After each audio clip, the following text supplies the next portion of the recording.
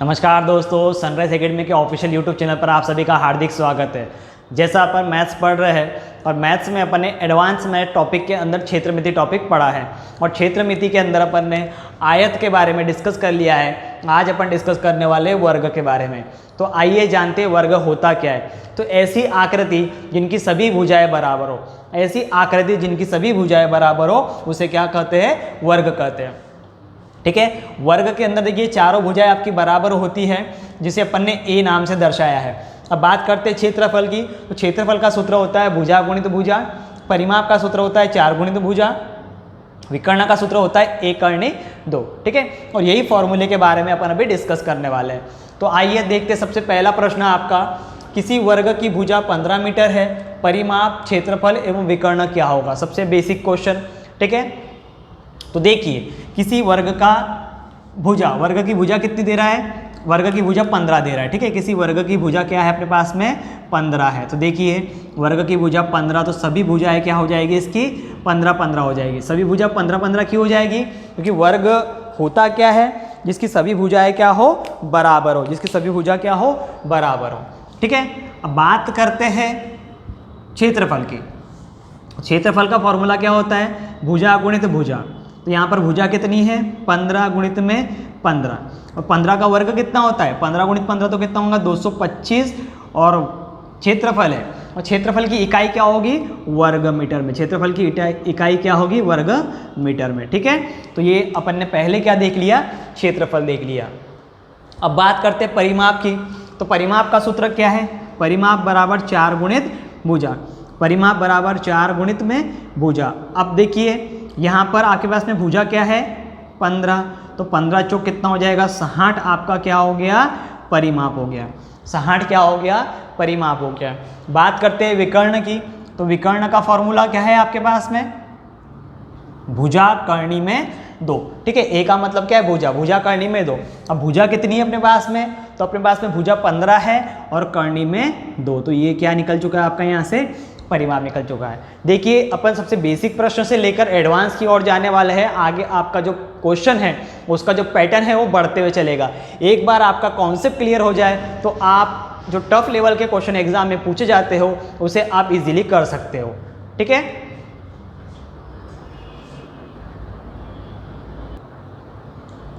चलिए अगले प्रश्न की बात करते हैं। अगला प्रश्न आपका, किसी वर्ग का परिमाप 40 मीटर है। अब इस क्वेश्चन में आपके पास में भुजा नहीं दी हुई है, आपको दिया हुआ है परिमाप। परिमाप कितना दिया है? 40 मीटर दिया है। और इसका क्षेत्रफल क्या होगा? अब क्षेत्रफल का फॉर्मूला क्या होता है? तो क्षेत्रफल का फॉर्मूला होता है भुजा गुणित भुजा। अब मेरे पास में भुजा है क्या? नहीं। तो आप क्या करोगे? परिमाप की सहायता से सबसे पहले क्या फाइंड आउट करोगे? भुजा फाइंड आउट करोगे। सबसे पहले क्या फाइंड आउट करोगे? भुजा फाइंड आउट करोगे। देखते हैं भुजा कैसे निकालना है अपने को। तो देखिए परिमाप बराबर क्या होता है? फॉर्मूला 4 गुणित में भुजा। 4 गुणित में भुजा। ठीक है, यहाँ भुजा को अपन ए मान चुके हैं तो भुजा को अपन ए ही ले रहे हैं। अब परिमाप कितना दिया है? परिमाप आपके पास में 40 है। तो 40 बराबर 4 गुणित में भुजा। देखिए 40 को 4 से काट दीजिए तो कितनी बार कट जाएगा? ये 10 बार कट चुका होगा। तो आपके पास में भुजा कितनी आ गई? भुजा आ गई आपके पास में 10। भुजा कितनी आ गई? 10 आ चुकी है। अब आपको प्रश्न में क्या पूछा है कि इसका क्षेत्रफल क्या होगा? इसका क्षेत्रफल क्या होगा? अब क्षेत्रफल का फॉर्मूला क्या है? और क्षेत्रफल का फॉर्मूला है भुजा गुणित में भुजा। तो अब देखिए भुजा कितनी है? 10 है। तो सूत्र लगा दीजिए, क्षेत्रफल बराबर भुजा गुणित में भुजा। देखिए भुजा गुणित भुजा, तो 10 गुणित 10 कितना हो जाएगा? 100।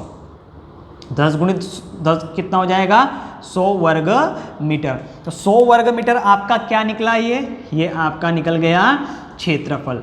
काय का क्षेत्रफल निकला? ये वर्ग का क्षेत्रफल। ठीक है, तो यहाँ पर प्रश्न में आपके पास में परिमाप दिया था, क्षेत्रफल पूछा है। तो परिमाप की सहायता से सबसे पहले अपन ने भुजा निकाली और उस भुजा की सहायता से अपन ने क्या फाइंड आउट किया? क्षेत्रफल फाइंड आउट किया। ठीक है, सभी को समझ में आ रहा होगा। सबसे बेसिक प्रश्न लेकर चल रहे हैं अपन अभी। चलिए अगले प्रश्न की बात करते हैं। किसी वर्ग का क्षेत्रफल 1600 वर्ग मीटर है। ठीक है, आपके पास में क्या दे रखा है? 1600 वर्ग मीटर। और ये क्या दिया है? क्षेत्रफल दिया है। किसी वर्ग का क्षेत्रफल 1600 वर्ग मीटर है। इसका परिमाप क्या होगा और इसका विकर्ण क्या होगा? पिछले प्रश्न में अपने पास में क्या दिया था, परिमाप दिया था और अपन ने उसकी सहायता से भुजा निकाली थी। अब अपने पास में क्या दिया है, क्षेत्रफल दिया है, और इस क्षेत्रफल की सहायता से अपन पहले भुजा निकालेंगे और भुजा के बाद में परिमाप और विकर्ण को आप निकाल सकते हो। तो देखते हैं भुजा कैसे निकालना है। देखिए आपके पास में क्षेत्रफल, तो क्षेत्रफल बराबर भुजा गुणित में भुजा। ए का मतलब होता है परिमाप, सॉरी एरिया, ए का मतलब होता है एरिया, और ये छोटे ए का मतलब होता है भुजा। ठीक है, अब एरिया इक्वल टू आपने क्या करा, भुजा गुणित भुजा। तो भुजा कितनी है अपने पास में, है क्या भुजा, नहीं है। अपने पास में क्या दिया हुआ है, 1600 क्या दिया हुआ है, 1600 वर्ग मीटर अपने पास में क्षेत्रफल दिया है। तो ये ए गुणित ए का वर्ग हो जाएगा। अब देखिए ये आपके पास में क्या है, 1600। अब 1600 वर्ग होता है, और 1600 किसका वर्ग है, क्योंकि यहाँ से अगर आपका 2 हटेगा तो ये 1600 किस में जाएगा, कर्णी में जाएगा। 1600 किस में जाएगा, कर्णी में जाएगा। और 1600 जब कर्णी में है तो ये किसी न किसी संख्या का वर्ग होता है, तो ये वर्ग होता है आपका 40 का। ये किस संख्या का वर्ग होता है, 40 का वर्ग होता है। यहाँ से भुजा क्या निकल गई, 40 निकल गई। भुजा क्या निकल गई, 40 निकल गई। अब आपको क्या निकालना था, परिमाप निकालना था। क्या निकालना था, परिमाप निकालना था। तो परिमाप बराबर होता है 4 गुणित में भुजा। तो परिमाप बराबर 4 गुणित में भुजा अपन ने क्या फाइंड आउट करी, 40 फाइंड आउट करी। भुजा क्या फाइंड आउट करी, 40। 4 चौक कितना हो गया, 16, और ये 0। तो परिमाप कितना आ चुका है अपने पास में, 160 मीटर। परिमाप क्या आ चुका है, 160 मीटर। ठीक है, अब आगे क्या पूछा है, विकर्ण भी ज्ञात कीजिए। तो विकर्ण का सूत्र क्या है, डायरेक्ट ए कर्णी 2 है, तो विकर्ण बराबर ए कर्णी 2। ठीक है, विकर्ण को मैं वी लिख रहा हूँ, तो विकर्ण बराबर ए कर्णी 2। तो विकर्ण आपको पूछ रहा है, आपके पास में भुजा कितनी है, भुजा है 40, तो 40 कर्णी 2 क्या हो जाएगा आपका, ये विकर्ण हो जाएगा। ठीक है, ये क्या हो जाएगा आपका, विकर्ण हो जाएगा। सभी को समझ में आ रहा होगा। ठीक है, अपने पास इस प्रश्न में क्षेत्रफल दिया है, क्षेत्रफल की सहायता से सबसे पहले अपन ने भुजा फाइंड आउट करी, और भुजा के बाद में परिमाप निकाला, और परिमाप के बाद में विकर्ण निकाला। ठीक है, बिल्कुल बेसिक लेवल चल रहा है। चलिए अगला प्रश्न देखते हैं। किसी वर्ग का विकर्ण, किसी वर्ग का विकर्ण √6। ठीक है, अब इस प्रश्न में क्या दिया है आपको, विकर्ण दे दिया है। किसी वर्ग का विकर्ण √6 मीटर है, इसका क्षेत्रफल और परिमाप क्या होगा। तो देखिए आपके पास में वर्ग का फॉर्मूला है, क्षेत्रफल के लिए भुजा गुणित भुजा, परिमाप के लिए 4 गुणित भुजा, और विकर्ण के लिए 1√2। तो सबसे पहले अगर बात करते हैं वर्ग की किसी भी संख्या या किसी भी चीज़ को निकालने के लिए, किसी भी चीज़ को निकालने के लिए भुजा की जरूरत पड़ती है। तो अपन हर क्वेश्चन में अपन क्या कर रहे हैं, पहले भुजा निकाल रहे हैं। अब यहाँ पर भी अपन पहले क्या फाइंड आउट करेंगे, भुजा, क्योंकि यहाँ पर भुजा नहीं दी हुई है। ठीक है, अब भुजा निकालते हैं। तो विकर्ण का फॉर्मूला क्या होता है, आपके पास में विकर्ण दे रखा है, तो विकर्ण बराबर ए कर्णी 2। ठीक है, और विकर्ण कितना दिया है, √6 दे रखा है, तो √6 बराबर ए कर्णी 2। ठीक है, यहाँ तक सभी को समझ में आया होगा। अब √2 जो है इसके बटे में जाएगा, √2 कहाँ जाएगा, इसके बटे में जाएगा, तो √6 बटे में √2 बराबर ए। अब देखिए यहाँ पर क्या होता है, तो एक फॉर्मूला होता है, फॉर्मूला आप देख लीजिए। तो फॉर्मूला होता है √a अपॉन √b बराबर रूट में a अपॉन b, रूट में a अपॉन b, ये फॉर्मूला होता है। तो यहाँ पर क्या है, √6 बटा √3, तो ये क्या हो जाएगा, √6 बटा 2 बराबर a। 2 से कट जाएगा, 2 एकम 2, 2 तिया 6, तो √3 बराबर a। तो आपके पास में भुजा क्या आ गई, √3 आ गई। भुजा क्या आ चुकी है, √3 आ चुकी है। अब आपको क्या फाइंड आउट करना है, क्षेत्रफल फाइंड आउट करना है और परिमाप फाइंड आउट करना है। तो क्षेत्रफल बात करते हैं, तो क्षेत्रफल बराबर भुजा गुणित में भुजा, और आपके पास में भुजा क्या है, आपके पास में भुजा कितनी है, √3। भुजा क्या है, √3। तो देखिए √3 गुणित में √3, तो कर्णी 3 गुणा कर्णी 3 क्या होता है, a होता है। ठीक है, सॉरी, कर्णी a गुणा कर्णी a क्या होता है, a होता है। ये फॉर्मूला है अपने पास में, देखिए √a गुणित में √a बराबर a होता है। तो √3 गुणित में √3 क्या हो जाएगा, 3 हो जाएगा। √3 गुणित में 3 क्या हो जाएगा, 3 हो जाएगा। तो आपके पास में क्षेत्रफल क्या निकल के आया, तो क्षेत्रफल निकल के आया 3 वर्ग मीटर। क्षेत्रफल क्या आ चुका है, 3 वर्ग मीटर। अब क्या पूछा है, परिमाप पूछा है। तो परिमाप का फॉर्मूला क्या होता है, परिमाप का फॉर्मूला होता है 4 गुणित भुजा। अब भुजा मेरे पास में क्या है, √3 है। तो देखिए परिमाप बराबर 4 गुणित में भुजा। तो भुजा तो मेरे पास में √3 है, तो 4√3 जो है आपका क्या निकल जाएगा, यहाँ से परिमाप निकल जाएगा। 4√3 क्या निकल जाएगा, यहाँ से परिमाप निकल जाएगा। ठीक है, तो यहाँ पर देखिए करनी वाले जो कॉन्सेप्ट है वो भी लगते हुए चल रहे हैं। तो देखिए कॉन्सेप्ट क्या था, √a बटा √b बराबर फुल √a/b, और यहाँ लगा √a इंटू √a बराबर a। ठीक है, दोनों फॉर्मूले आपके इस क्वेश्चन में अप्लाई हो चुके हैं। ठीक है, क्लियर हो रहा है सभी को। चलिए अगले प्रश्न की बात करते हैं। अगला प्रश्न है आपका, किसी वर्गाकार खेत के चारों ओर। ठीक है, अब देखिए रास्ते वाले क्षेत्रफल आ चुके हैं, रास्ते वाले प्रश्न आ चुके हैं जो रास्ते का क्षेत्रफल निकालने की बात करते हैं। तो किसी वर्गाकार खेत के चारों ओर, आयत में अपना खेत कैसा था, आयताकार होता था। वर्ग में अपना खेत कैसा रहेगा, वर्गाकार होगा। तो किसी वर्गाकार खेत के चारों ओर 2 मीटर चौड़ा रास्ता बनाया गया। अगर आपको आयत के अंदर रास्तों वाला कॉन्सेप्ट क्लियर हो चुका होगा तो आप एक क्वेश्चन को भी इजीली कर लोगे। ठीक है, अब किसी वर्गाकार खेत के चारों ओर 2 मीटर चौड़ा रास्ता बनाया गया और खेत के भुजा की लंबाई 15 मीटर है, तो रास्ते का क्षेत्रफल क्या होगा। रास्ता कहाँ से बना है, बाहर की ओर।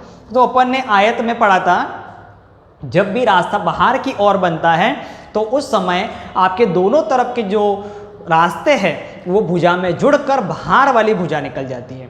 दोनों रास्ते जो है वो भुजा में जुड़कर बाहर वाली भुजा निकल जाती है।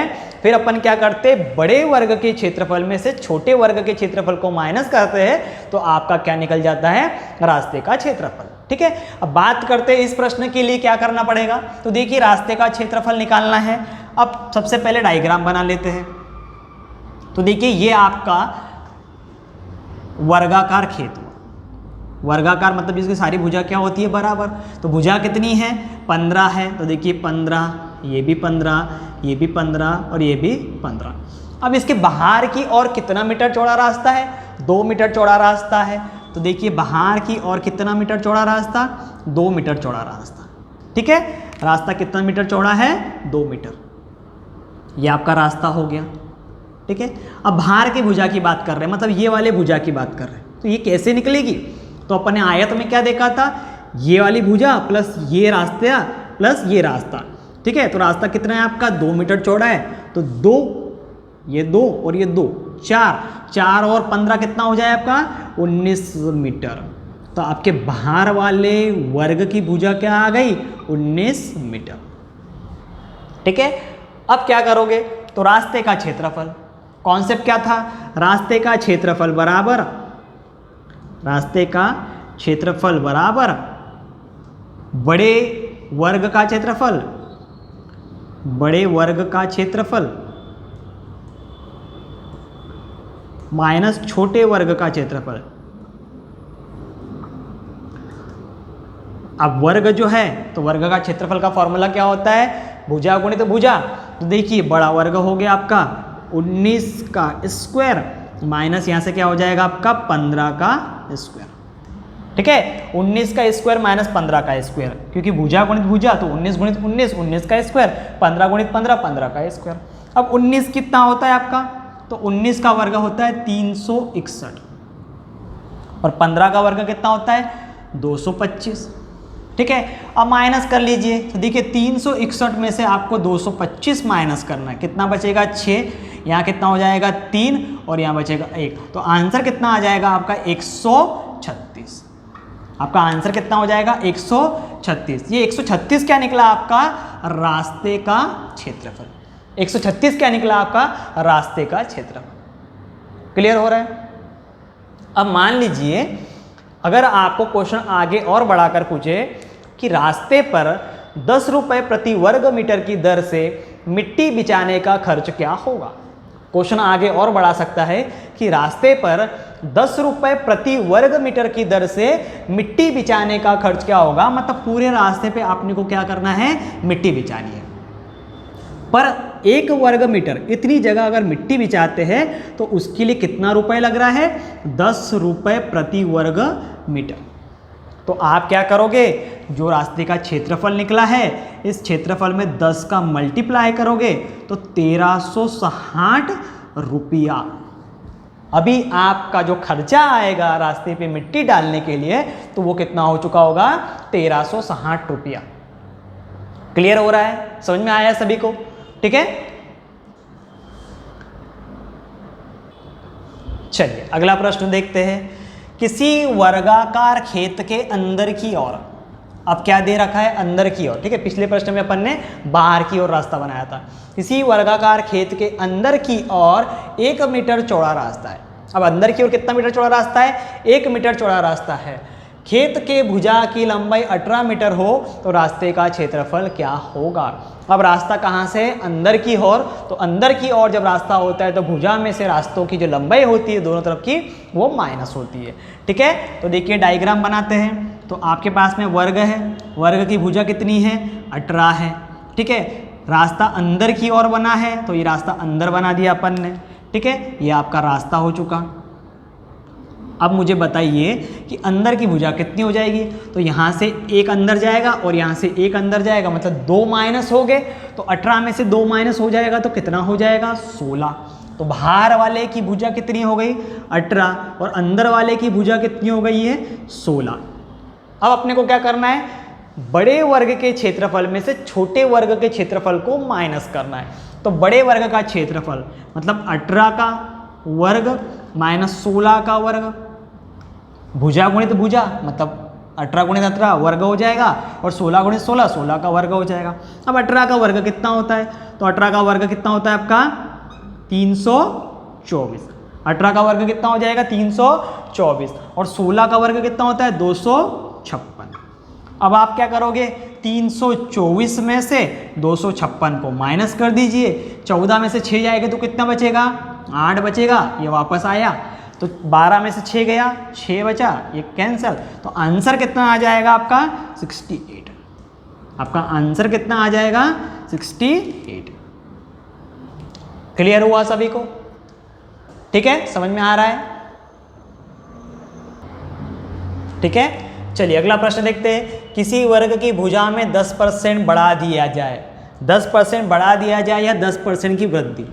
ठीक है, किसी वर्ग की भुजा में 10% की वृद्धि कर दी जाए तो क्षेत्रफल में क्या प्रभाव पड़ेगा?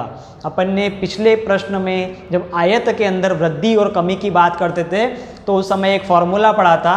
वो फॉर्मूला क्या था आपका? x + y + xy बटे 100। ठीक है, तो देखिए अब बात आती है कि सर यहाँ पर तो एक में ही वृद्धि है और यहाँ पर x और y है, परंतु ध्यान रखिए जो वर्ग होता है वर्ग की सभी भुजाएं क्या होती है? समान होती है। सभी भुजा क्या होती है? समान होती है। तो इस फॉर्मूले को अगर आप कन्वर्ट करना चाहो तो x + x² बटा 100। तो आपको यही फॉर्मूला याद रखना है वर्ग के लिए भी, और दोनों भुजा क्या रखना है? 10 ही रखना है, क्योंकि भुजा क्या होती है? सबकी समान होती है। ठीक है, तो ये फॉर्मूला आप ना देखिए क्योंकि आप कंफ्यूज हो जाओगे। आपको एक ही फॉर्मूला याद रखना है और ये आपको हर जगह काम आएगा। ठीक है, अब बात करते हैं 10% बढ़ा दिया जाए। ठीक है, 10% बढ़ा रहे हैं तो अपन x की वैल्यू क्या करोगे? 10 रखोगे और y की भी क्या रखोगे? 10 रखोगे, क्योंकि बढ़ाने की जब बात कर रहा है तो हमेशा अपन क्या करते थे? वृद्धि में प्लस लेते थे और कमी में माइनस लेते थे। तो x की वैल्यू 10, y भी 10, क्योंकि भुजा समान है तो x y में कोई डिफरेंस नहीं होना चाहिए। 10 गुणित में 10 बटे में क्या हो जाएगा? 100 हो जाएगा।